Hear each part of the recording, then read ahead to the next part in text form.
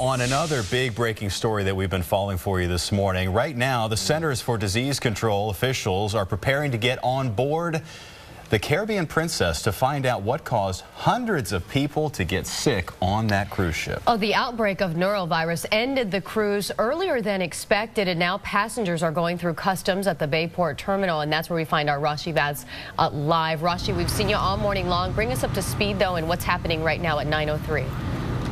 Well, a lot of passengers going through customs, like you said. If you take a look right behind me, there are some passengers that are boarding the buses. They've been doing that all morning long for about an hour.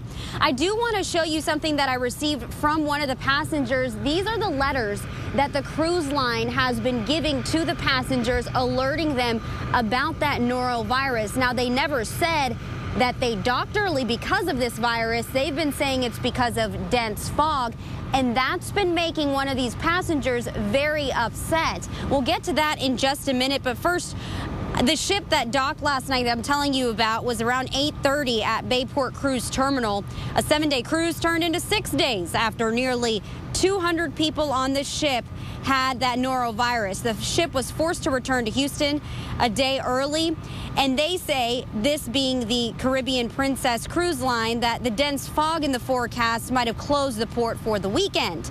But there's also an outbreak of that norovirus aboard the ship that's getting nearly 150 to 200 people sick. It's a highly contagious illness that can cause nausea, vomiting, and diarrhea. I spoke to a few passengers that had those symptoms currently and were ready to go home. We did speak with a passenger who says he's not upset about leaving early because of the virus. He's just upset because the cruise line lied to them. It was just the insulting of intelligence. We've been on cruises where even with Princess, where we've had to cancel ports that we went into because it was so foggy. I understand that. It was the right call. We've been on other ones where they canceled because you needed a tender boat to go back and forth. It was way too windy and wavy. This one I understand having to come back due to the virus a day early, but I don't understand why they had to lie to us about it.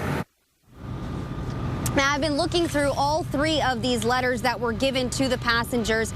It doesn't say anywhere that they didn't go because of the fog. They're saying the fog is the reason that they landed early. Now, we have been trying to get in touch with the cruise line to get a comment from them or try to get an interview from them, but we haven't been able to get that yet. We did talk with the Port of Houston Authority, and they say everything is back to normal. They're happy that they're able to get this ship to dock here at the port.